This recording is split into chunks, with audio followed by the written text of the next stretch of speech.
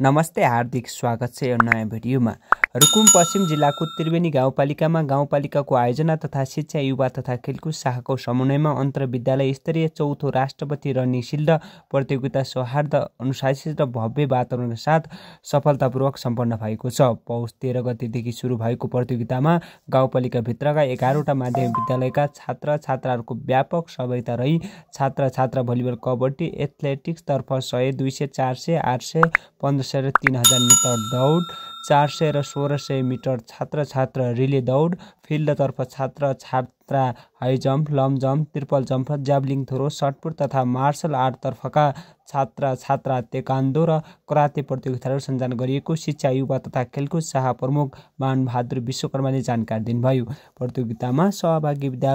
विद्यार्थीहरूले उच्च आत्मविश्वास, अनुशासन, खेल भावना उत्कृष्ट प्रदर्शन गर्दै खेलकुदको महत्त्व उजागर गरेका थिए भने समग्र पदक तालिका अनुसार श्री त्रिवेणी माध्यमिक विद्यालय त्रिवेणी 2 सिमरुतले 27 स्वर्ण, 12 रजत र 7 काँस्य सहित 46 पदक प्राप्त गर्दै लगातार 13औं पटक प्रथम हासिल गरी गाउँपालिकाको खेलकुद इतिहासमा आफ्नो वर्चस्व कायम राख्न सफल भएको छ। त्यस्तै गरी सीमित स्रोत साधन र पूर्वाधारका बावजुद पनि हिमालय जनता माध्यमिक विद्यालय त्रिवेणी 9 नुवाको डाँडाले 14 स्वर्ण, 9 रजत र 10 काँस्य सहित जम्मा 33 पदक प्राप्त गरी लगातार दोस्रो पटक दोस्रो स्थान हासिल गर्दै प्रशंसनीय उदाहरण प्रस्तुत गरेको छ भने श्री दिव्य चक्षु माध्यमिक विद्यालय त्रिवेणी 1 तलीगाउँ रुगाले 5 स्वर्ण, 6 रजत र 12 काँस्य सहित 23 पदक प्राप्त गरी 13औं स्थान हासिलमा चित्त बुझाएको छ। प्रतियोगितामा सहभागी अन्य विद्यालयहरूमा अन्धना महाविद्यालय त्रिवेणी 4 खुम्चेरी, बाल शिक्षा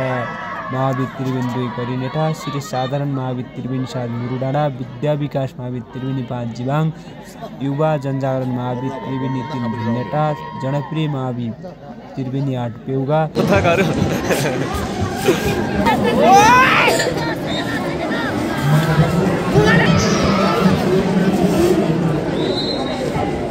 जनशक्ति महाविद्यालय त्रिवेणी 6 बिताडाँडा र बाल कल्याण महाविद्यालय त्रिवेणी 10 टोटकेले पनि विभिन्न खेल विधामा पदक जित्दै प्रतियोगितालाई प्रतिस्पर्धात्मक र उत्साहपूर्ण बनाएका थिए। प्रतियोगितामा क्रममा विद्या विकास महाविद्यालयका भलिबल खेलाडी टर्कीको उत्कृष्ट खेल प्रदर्शनले दर्शक तथा खेलप्रेमीहरूको विशेष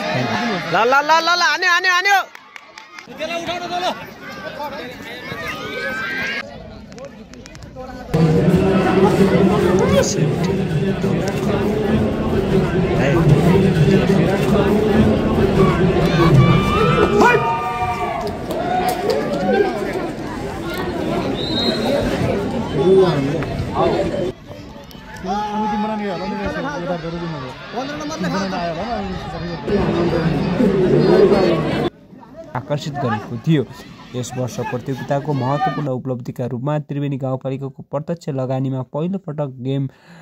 टिचर भर्ना गरी सबै विद्यालयलाई मार्शल आर्ट विधामा सहभागी गराइएको थियो। साथै आजका बालबालिकालाई सक्रिय बनाउन प्रत्येक विद्यालयमा खेल मैदान, खेल्ने वातावरण, सम्बन्धित खेल प्रशिक्षण, डान्स टिचर तथा आवश्यक भौतिक संरचना विकासमा सरकार, निजी क्षेत्र, गैर सरकारी संस्था, क्लब, श्रम सहकारी र व्यक्तिहरूको संयुक्त लगानी अपरिहार्य रहेको जोड दिएको थियो। प्रतियोगिताको उद्घाटन सामाजिक विकास समितिका संयोजक रणबहादुर पुनको अध्यक्षतामा तथा त्रिवेणी गाउँपालिका अध्यक्ष गणेश कुमार केसीको प्रमुख आतिथ्यतामा सम्पन्न भएको थियो भने विशेष अतिथि पूर्व गाउँपालिका अध्यक्ष चक्कु प्रसाद घरती मकर रहनुभएको थियो। कार्यक्रममा गाउँपालिका उपाध्यक्ष राजकुमार रेवली खड्गा, गाउँपालिकाका प्रमुख प्रशासकीय अधिकृत यज्ञबहादुर भण्डारी, पूर्व जिल्ला समन्वय समिति सदस्य टेक बहादुर ओली, पूर्व गाउँपालिका उपाध्यक्ष निर्मला विष्ट खड्गा र 10वटै वडाका वडाध्यक्ष, विद्यालयका प्रधानाध्यापक, शिक्षक र जनप्रतिनिधि, विद्यार्थी तथा खेलप्रेमी लेख्नुको उपस्थित रहेको थियो। आयोजकअनुसार यस्ता साथै स्थानीय तहमा खेल प्रतिभा पहिचान र विकास गर्न महत्त्वपूर्ण भूमिका भएकाले आगामी दिनमा उनी विद्यालय निरन्तरता दिँदै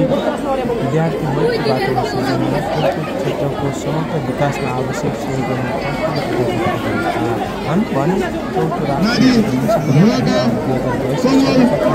सम्पन्न भएको अवसरमा उपभोक्ता तथा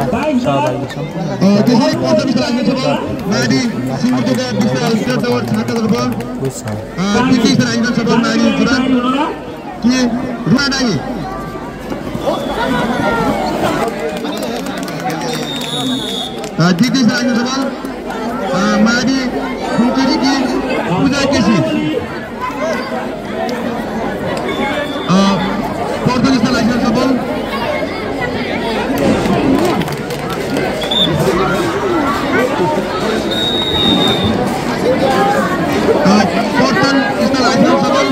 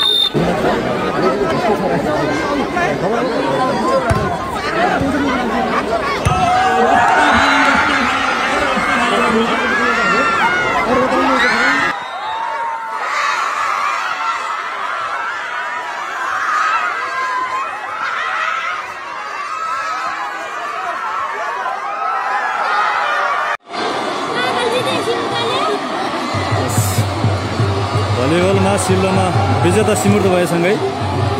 एकदम समर्थकहरू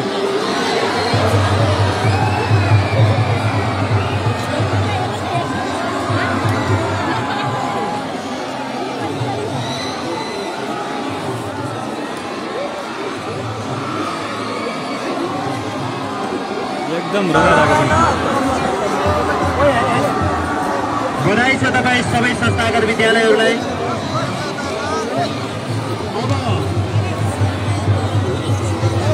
सुन्नु होला,